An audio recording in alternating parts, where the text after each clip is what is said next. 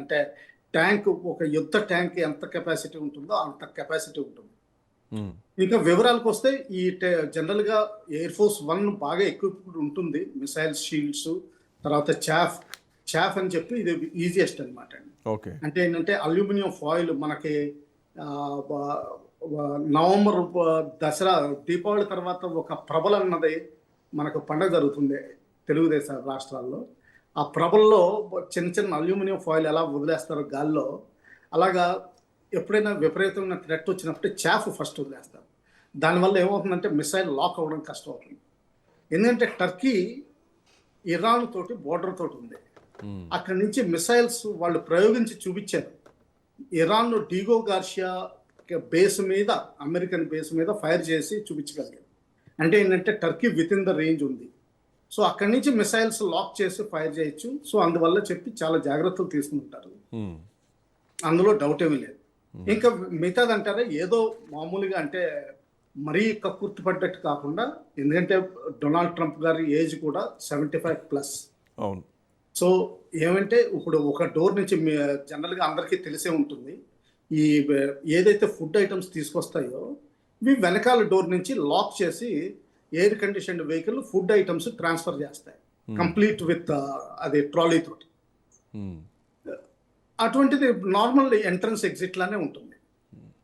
So అంతగా కొంచెం కష్టపడాల్సి ఉంటుంది అంతే తప్పితే కానీ అది సార్. ఇందాకంటే మీ మొదటి మాటల్లో సార్ వాషింగ్టన్ పోస్ట్కి సంబంధించి కొన్ని అనుమానాలను వ్యక్తం చేయడం జరిగింది. సో ఈ ఏదైతే ఈ ఆర్గనైజేషన్ ఉందో అంత పాయింట్ ఏంటంటే సార్, ఈ C-30 అంటే మీరు ఇందాక చెప్పిన మాట కూడా అఫ్కోర్స్ బిఫోర్ నాకు ఆన్సర్ వచ్చినట్టు అనిపిస్తుంది. బట్ ఎంతైనా ఇంకొంత క్లారిటీ కావాలి ఈ ప్రచురించినటువంటి సంస్థ నేపథ్యం.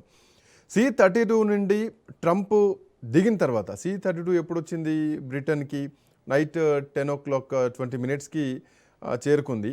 ఇది RAF మిల్డెన్ హాల్ ఎయిర్ బేస్కు చేరుకుంది. తర్వాత కొంత టైం తర్వాత ఏదైతే మీడియాని తీసుకెళ్తున్నటువంటి పాత ఎయిర్ ఫోర్స్ 1 ఉందో ఆ ఎయిర్ ఫోర్స్ 1 ఆ తర్వాత మళ్ళీ ఎయిర్పోర్ట్ చేరుకుంది. బట్ తర్వాత కొంతసేపటికి మళ్ళీ అదే పాత ఎయిర్ ఫోర్స్ 1 నుంచి ట్రంప్ అభివాదం చేస్తూ మెట్లు దిగుతూ కనిపించారు. సో మీరు అన్నట్టు లగేజ్ ఎగ్జిట్ వే నుంచే ట్రంప్ ఎక్స్చేంజ్ అయ్యారా? ఎట్లా చూడొచ్చు ఈ పాయింట్ని?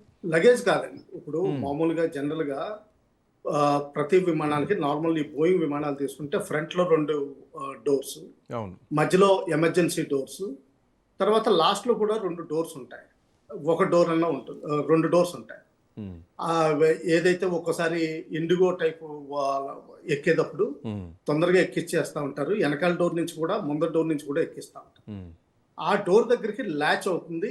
ఈ జనరల్ గా ఈ మన ఇండియాలో అయితే ఎయిర్ ఇండియా సాట్స్ అన్న వెహికల్స్ వాడతారు. కంప్లీట్ రిఫ్రిజిరేటెడ్ లారీస్ వస్తాయి. ఆ లారీస్ ఏమవుతాయంటే ఫిజికల్ గా ఎత్తడానికి ఎఫర్ట్ చేయాల్సిన అవసరం ఉండదు. దానిలో ఎత్తు ఎంత పెడతారంటే ట్రాలీస్ ఆ ట్రక్ లో నుంచి విమానంలోకి తోసివేయగలుగుతారు. అంటే సేమ్ ప్లాట్ఫామ్ కింద, అంటే సేమ్ లెవెల్లోకి తీసుకొస్తారు. అది ఫుల్ డోర్ లెవెల్ ఉంటుంది. అంటే ఏంటంటే మామూలుగా ట్రంప్ కొంచెం ఎత్తుగానే ఉంటారు. మామూలుగా ఆయన వాకింగ్ చేసే విధంగా అంత ఈజీగా ఉంటుంది. ఒకవేళ ట్రక్ హైట్ తక్కువ ఉన్నా కానీ కొన్ని చోట్ల ఏమవుతుందంటే కొన్ని ఏరోడ్రోమ్స్ లో తక్కువ ఉండొచ్చు.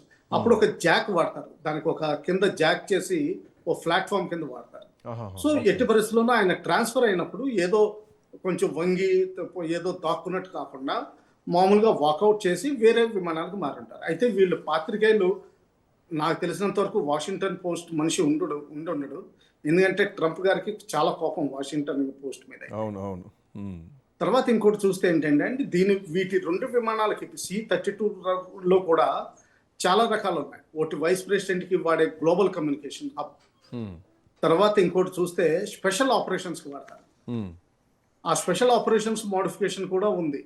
సో ఇందులో ఏది వాడారన్నది ఇంకా వాషింగ్టన్ పోస్ట్ కూడా తెలియలేదు.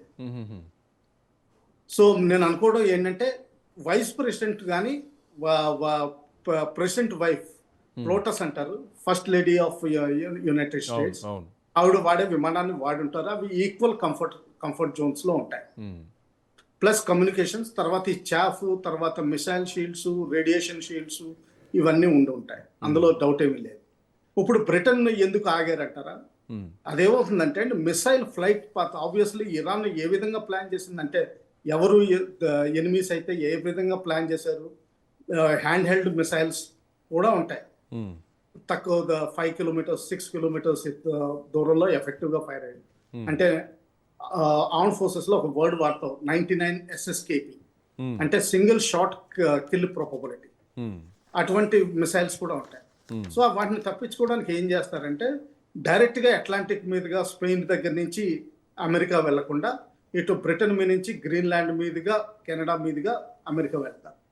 సో అక్కడ టైం డిలే చేయడానికి ఈ మధ్యలో ఆగి ఉంటారు. మళ్ళా విమానం మారి అక్కడికి వెళ్ళిపోయి ఉంటారు. సార్ ఇక్కడ దీనికి ముందర సంబంధించి